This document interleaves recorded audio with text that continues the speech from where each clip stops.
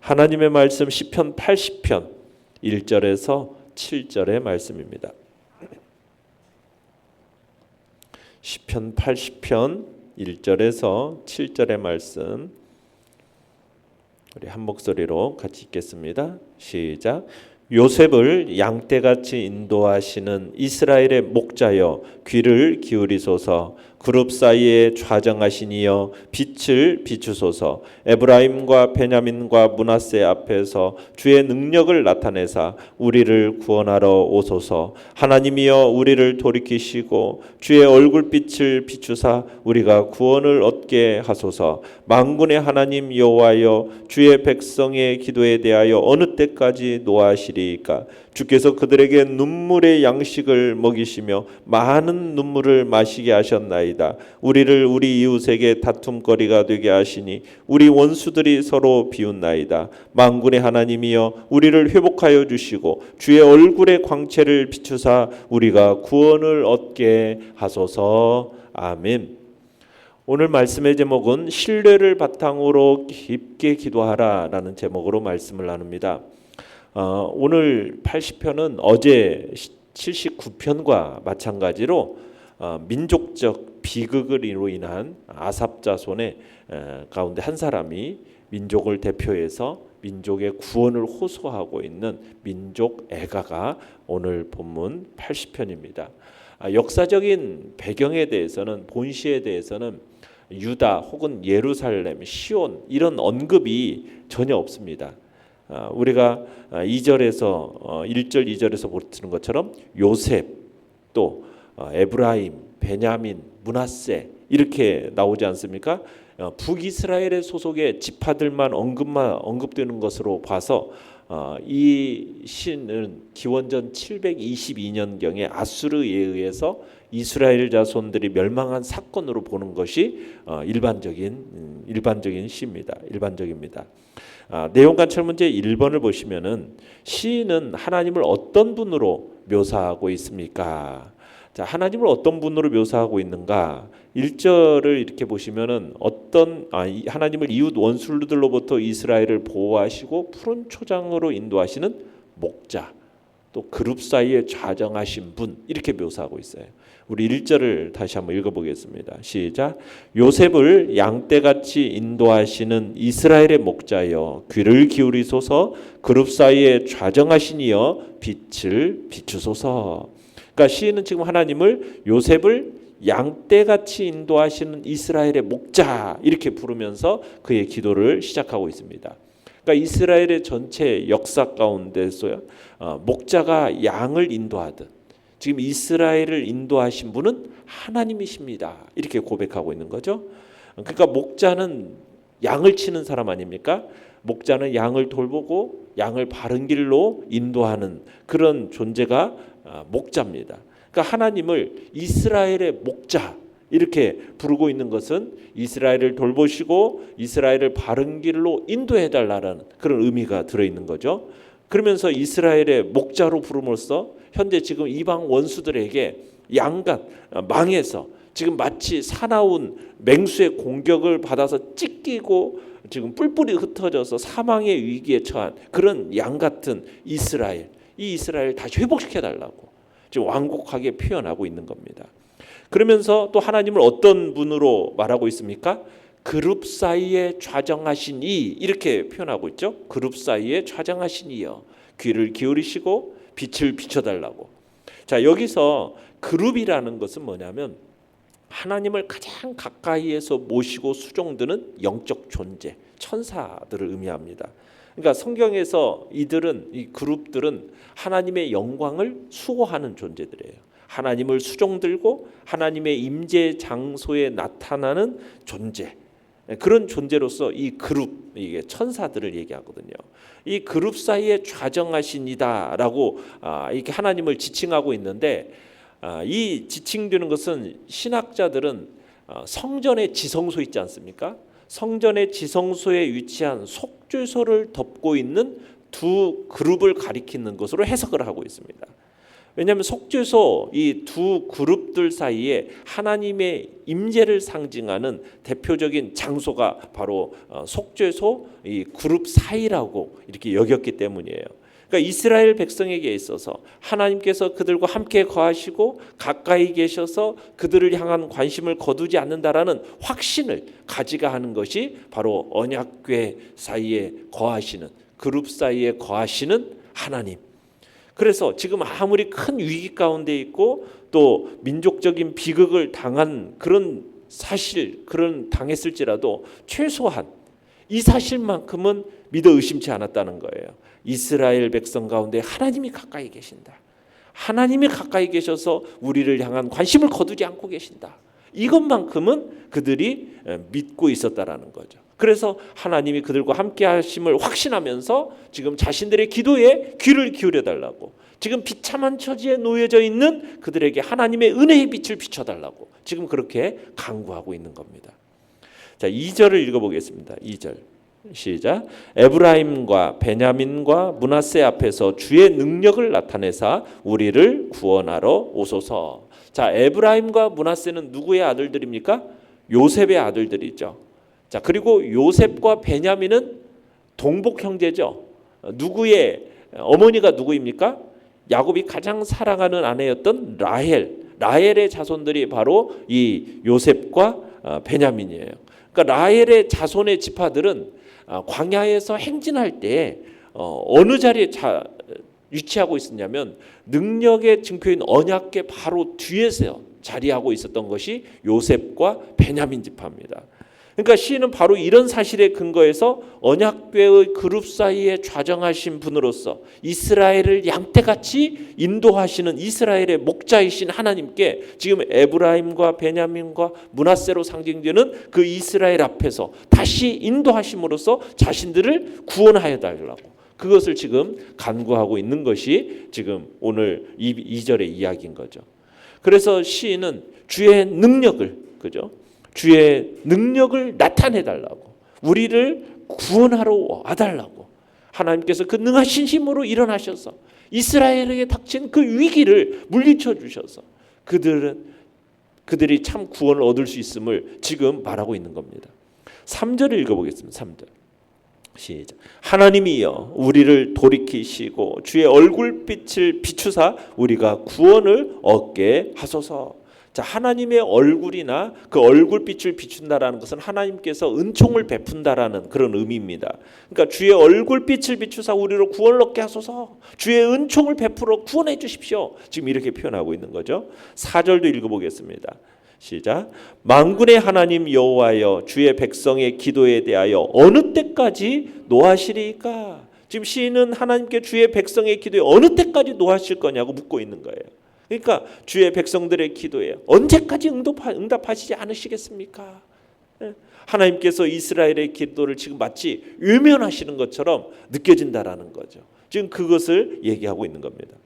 자, 내용과 철문제 2번을 보시면은 지금 시인과 이스라엘이 처한 상황은 어떠합니까?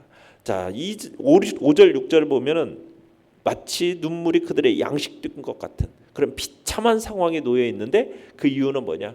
그들의 이웃나라들의 다툼거리, 원수들의 비웃음거리가 되었기 때문이다라고 표현하고 있어요. 자, 5절 6절을 다시 한번 읽어봅니다. 시작. 주께서 그들에게 눈물의 양식을 먹이시며 많은 눈물을 마시게 하셨나이다. 우리를 우리 이웃에게 다툼거리가 되게 하시니 우리 원수들이 서로 비웃나이다. 자, 지금 시인은 하나님께서 자기들에게 눈물의 양식으로 먹이시고 다량의 눈물을 마시게 하셨다라는 거예요. 이웃의 다툼거리가 되게 하셨고 원수들의 웃음거리가 되게 하셨다. 지금 그렇게 고백하고 있는 거죠.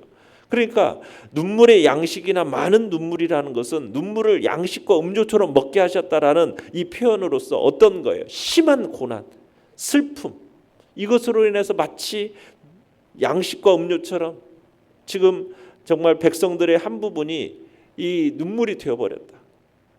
정말 실제로 아수르에 의해서 북이스라엘이 백성들이 시인이 말하듯이 매우 비참한 처지에 놓이게 되었거든요. 그러니까 아수르를 비롯해서 그 주변 나라 수리아, 모압, 암몬, 에돔 이 주변 국가들에 의해서 농락당하고 있는 거예요. 수많은 백성들이 학살당하거나 짐승처럼 묶여서 지금 노예처럼 끌려가고 있는 그런 참상을 경험했어요. 그렇게 방치된 채로 날마다 양식과 음료를 먹는 것처럼 눈물로, 고통의 그 눈물과 한탄, 그게 생활의 일부가 되어버렸음을 지금 표현하고 있는 것입니다. 그러니까 그런 상황이 지금 이스라엘이 처한 상황임을 얘기하고 있는 겁니다. 연구와 묵상 문제 3번입니다. 시인이 하나님을 목자, 그룹 사이에 좌정하신 이로 표현한 이유는 무엇입니까? 자, 북이스라엘을 지금 양떼로 표현하고 있지 않습니까? 요셉을 양떼같이 인도하시는 1절에 그렇게. 양떼라는 표현은 어떤 표현입니까? 순수함의 표현이 아닙니다. 연약함, 어리석음, 이게 양떼의 기본적인 표현이에요. 그러니까 양은 목자의 보호를 받아야만 되는 거예요. 목자의 보호를 받지 않으면은 맹수의 공격을 당하고 결국에는 기갈 속에 또 맹수의 밥이 되어서 때로는 위험한 절벽에 이르러서 거기서 떨어져 죽을 수도 있는 존재가 바로 양이라는 존재입니다. 그러니까 양이 행복하려면은 누구의 인도를 받아야 되는 거예요? 목자의 인도를 받아요. 목자의 인도를. 그러니까 선민 이스라엘의 역사 속에서 이스라엘은 양으로서 누구의 인도를 받아야 사는 겁니까? 목자이신 하나님의 인도를 받을 때 행복을 구가할 수 있다는 거예요. 그렇지 못할 때에는 큰 공경을 받을 수밖에 없는 존재가 이스라엘이라는 존재예요. 바로 우리가 그런 존재라는 거죠. 자, 하나님을 요셉을 인도하시는 분, 이스라엘의 목자로서 기술하는 이유는 목자이신 하나님께 절대적 의존해야 된다라는 거예요. 절대 의존. 생사화복을 절대적으로 결정짓는 하나님의 관계, 이걸 보다 생생하게 전달하기 위해서 지금 하나님을 목자, 이스라엘을 양떼, 이런 식으로 표현하고 있는 것입니다. 하나님을 절대적으로 의존해야 살 수 있고 행복을 누릴 수 있는 존재, 그게 바로 이스라엘이요 우리의 모습임을 얘기하고 싶었던 거죠. 자, 그룹 사이에 좌정하시니, 아까도 말씀드렸지만 그룹이라는 것은 지금 지성소에 있는 언약궤 뚜껑, 그 뚜껑인 속죄소 위에 세워진 장식으로서의 이 그룹입니다. 자, 이 그룹은 하나님을 수종들고 하나님의 거룩함을 수호하는 천사로 나타내는 표현이기도 해요. 그러니까 하나님은 그룹 위에 계신 분, 또 그룹 사이 속죄소에 임재하시는 분, 지금 이렇게 얘기하는 것은, 지금 이렇게 묘사하는 것은 하나님의 거룩한 임재를 염원하는 의미를 담고 있는 거예요. 하나님의 거룩한 임재. 지금 이방 대적들로 인해서 수치와 패망을 당하고 고통받는 이스라엘 백성들에게 하나님께서 그 거룩한 임재를, 하나님께서 거룩한 임재를 보여달라는 거예요. 하나님께서 임재해달라는 거예요. 그래서 대적들을 물리쳐 주시고 이스라엘을 보호시 하시고 이스라엘을 회복해달라고, 그런 간구의 의미가 지금 그룹 사이에 좌정하시니라는 표현 속에 담겨져 있는 것입니다. 자, 결국 느낀 점 4번을 보시면 하나님에 대한 이해가 결국 기도의 내용을 결정하는 것을 봐요. 이런 걸 보면서 우리가 느껴지는 건 뭡니까? 지금 하나님께서 이스라엘의 기도를 외면하시는 것처럼 지금 느껴지고 있어요. 그렇게 보여졌어요. 그럼에도 불구하고 시인이 낙심하지 않습니다. 하나님을 향해서 구원의 간구를 지금 하고 있는 것을 보게 돼요. 그리고 시인이 지금 하나님께서 이웃의 원수들로부터 이스라엘을 보호하시고 지금 푸른 초장으로 인도하시는 목자이시고 그룹 사이에 좌정하신 분이라는 사실을 의심하지 않았기 때문에 바로 그런 구원의 간구를 올려드릴 수가 있었던 거예요. 비록 지금은 기도가 외면당하는 것 같지만 낙심하지 않는 이유는 하나님이 어떤 분이신지를 알았기 때문에. 하나님은 어떤 분이신가? 우리는 양떼인데 그분은 바로 이스라엘의 목자가 되시고 우리의 그룹 사이에 좌정하시는 하나님, 그 하나님에 대한 올바른 이해가 있었기 때문에 그는 낙심하지 않고, 비록 지금은 당장의 기도가 이루어지지 않는 것처럼 보인다 할지라도 실망하지 않을 수가 있었다는 얘기죠. 하나님은 어떤 분이신가? 은혜의 보좌에 앉아 계셔서 언제든지 우리 성도들의 기도를 들어주시는 분, 믿으십니까? 그 믿음, 그 믿음이 있기 때문에 지금은 당장은 기도가 응답되지 않는 것처럼 보여도 실망하지 않을 수 있는 거예요. 그러니까 우리가 하나님에 대한 올바른 이해를 가져야 돼요. 그럴 때 하나님을 철저히 신뢰하고 그분을 향해서 바른 기도를 드림에 있어서도 더 깊이 있는 기도로 나아갈 수 있게 되는 것입니다. 여러분이 알고 있고 믿고 있는 하나님은 어떤 분이십니까? 그 하나님을 더 깊이 더 알아가야 돼요. 그래야 우리가 그분에 대한 신뢰의 끈이 더욱 단단해지고 그래서 어떤 상황과 환경 속에서도 낙심하거나 실망하지 않을 수 있게 되는 것입니다. 결단과 적용 5번입니다. 내가 알고 있는 하나님은 어떤 분입니까? 그 하나님께 드릴 수 있는 고백과 기도의 내용은 무엇입니까? 여러분이 알고 여러분이 믿고 여러분이 신뢰하고 있는 그 하나님은 어떤 분이신지 다시 한번 주님 앞에서 묵상하면서 정말 살아계신 하나님이 나는 참으로 그분의 양이고 그분은 나의 목자로서 절대적인 의존 관계이구나. 내가 그분을 떠나서는 살 수 없는 존재라는 사실을 다시 한번 주님 앞에서 고백하고 그룹 사이에 좌정하신 그 하나님, 그분의 임재 가운데 내가 살게 되고 정말 그분이 나의 곁에 계셔서 항상 내 삶을 선하게 인도하고 계신다라는 그런 복된 믿음으로 오늘도 주님 앞에 귀한 기도를 올려드리시고 아직 이루어지지 않은 것으로 인하여 실망하거나 낙심하지 마시고 주님을 더 붙들고 그분을 신뢰함으로 하나님을 더 알아감으로 더 깊은 기도 속으로 나아가는 복된 자리에 있기를 간절히 축원합니다. 오늘의 기도 같이 읽겠습니다. 시작. 하나님을 더욱 알고 그 하나님께 더 깊은 기도로 나아가게 하소서. 아멘.